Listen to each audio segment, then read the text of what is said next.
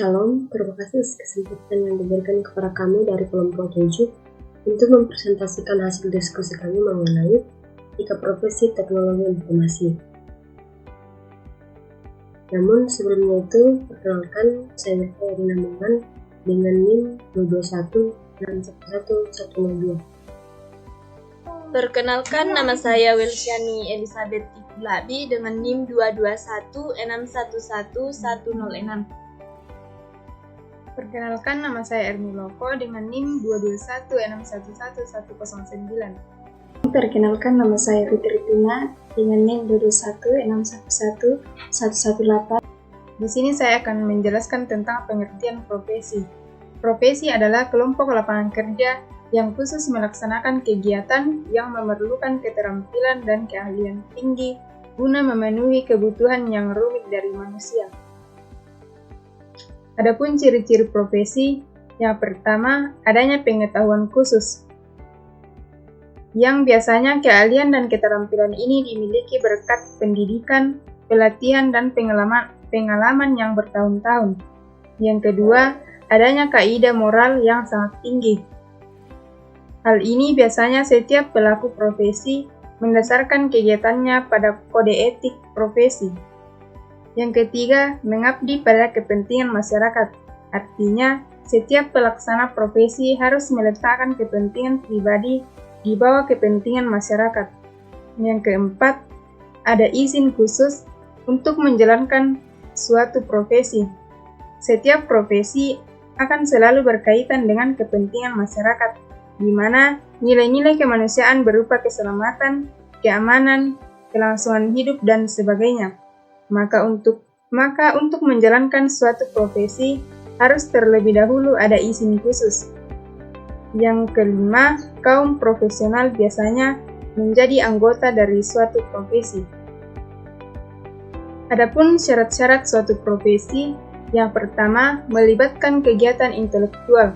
Yang kedua, menggeluti suatu batang tubuh ilmu yang khusus. Yang ketiga, memerlukan persiapan profesional yang alam dan bukan sekedar latihan. Yang keempat, memerlukan latihan dalam jabatan yang berkesinambungan. Yang kelima, menjanjikan karir hidup dan keanggotaan yang permanen. Yang keenam, mementingkan layanan di atas keuntungan pribadi. Dan yang ketujuh, mempunyai organisasi profesional yang kuat dan terjalin erat. Yang kedelapan, menentukan baku standarnya sendiri. Dalam hal ini adalah kode etik. Selanjutnya, kode etik profesi. Kode etik adalah norma atau asas yang diterima oleh suatu kelompok tertentu sebagai landasan tingkah laku sehari-hari di masyarakat maupun di tempat kerja. Kode etik profesi adalah pedoman sikap, tingkah laku, dan perbuatan dalam melaksanakan tugas dan dalam kehidupan sehari-hari. Selanjutnya, prinsip-prinsip dasar di dalam etika profesi. Yang pertama, prinsip standar teknis. Setiap anggota profesi harus melaksanakan jasa yang relevan dengan bidang profesinya. Yang kedua, prinsip kompetensi. Setiap anggota profesi harus melaksanakan pekerjaan sesuai jasa profesionalnya dengan kehati-hatian, kompetensi, dan ketekunan. Yang ketiga, prinsip tanggung jawab profesi. Dalam melaksanakan tanggung jawabnya, setiap anggota harus menggunakan pertimbangan moral profesional. Yang keempat, prinsip kepentingan publik. Setiap anggota berkewajiban senantiasa bertindak dalam kerangka pelayanan kepada publik, menghormati kepercayaan publik. Yang kelima, prinsip integritas. Harus menjunjung tinggi nilai tanggung jawab profesional dengan integritas. Yang keenam, prinsip objektivitas. Harus menjaga objektivitas bebas dari benturan kepentingan dalam memenuhi kewajibannya. Yang ketujuh, prinsip kerahasiaan. Harus menghormati kerahasiaan informasi yang diperoleh. Yang kedelapan, prinsip perilaku profesional. Harus memperlakukan konsisten dengan reputasi profesi yang baik dan menjauhi tindakan yang dapat mendekreditkan profesionalnya. Selanjutnya, etika profesi bidang IT. Isu-isu pokok etika komputer. Yang pertama, kejahatan komputer. Yang kedua, cyber etis. Yang ketiga, e-commerce. Yang keempat, pelanggaran hak atas kekayaan intelektual, tanggung jawab profesi. Yang kelima, tanggung jawab profesi. Profesional dan profesionalisme. Yang pertama adalah profesional. Profesional adalah pekerja yang menjalankan profesi.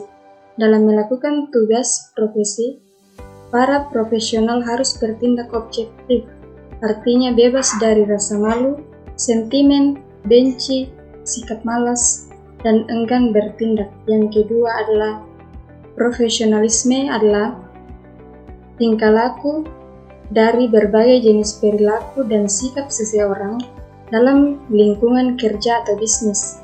Seseorang tidak harus bekerja dalam profesi tertentu untuk menunjukkan kualitas dan karakteristik penting seorang profesional. Kemudian, ada 3 watak kerja seorang profesional. Yang pertama adalah kerja seorang profesional itu beritikat untuk merealisasikan kebajikan demi tegaknya kehormatan profesi yang digeluti. Ini oleh karena adanya tidak terlalu mementingkan atau mengharapkan imbalan upah materi.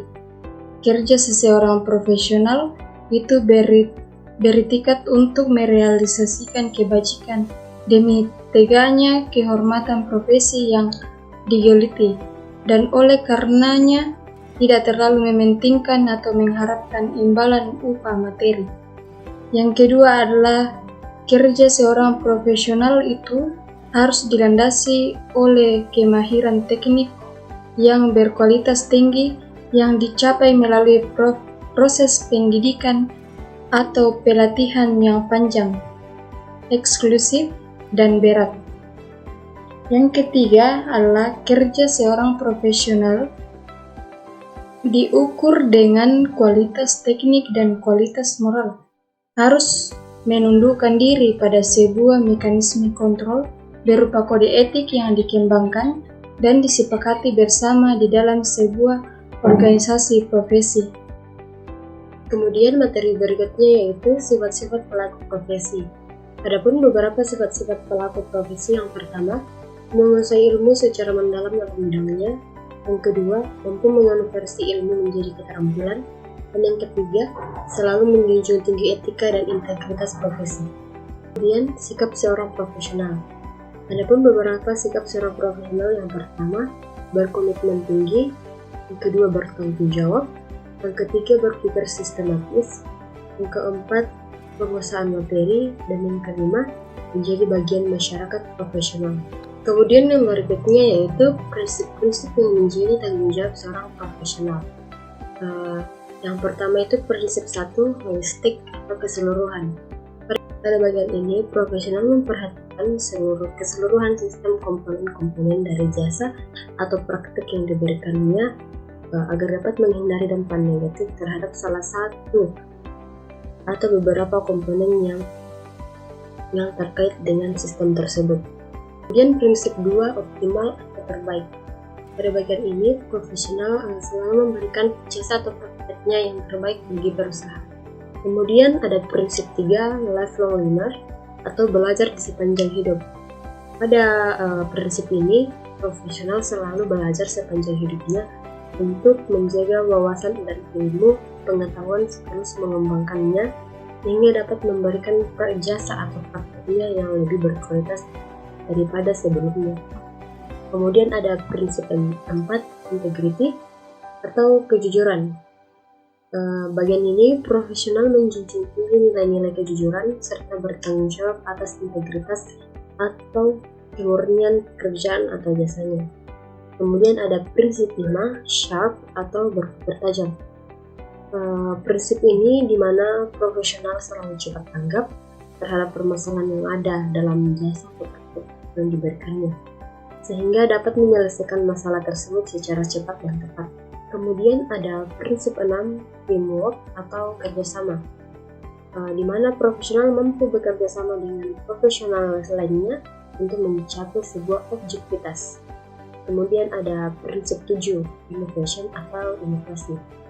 Pada prinsip ini, profesional selalu berpikir ataupun belajar untuk mengembangkan kreativitasnya agar dapat mengemukakan ide-ide baru sehingga mampu menciptakan peluang-peluang yang baru atau atas jasa atau praktek yang diberikannya. Kemudian ada prinsip ke-8 atau prinsip terakhir, ada communication atau komunikasi. Pada prinsip ini, profesional mampu berkomunikasi dengan baik dan benar sehingga menyampaikan objektivitas pembicaraan yang dimaksudkan secara tepat. Nah, dari ke-8 prinsip tersebut dapat disingkat menjadi holistik, yaitu holistic, optimal, level of manner, integrity, sharp, teamwork, innovation, dan communication. Demikianlah presentasi dari kelompok kami, kurang lebihnya mohon dimaafkan. Sekian dan terima kasih, Tuhan Yesus memberkati.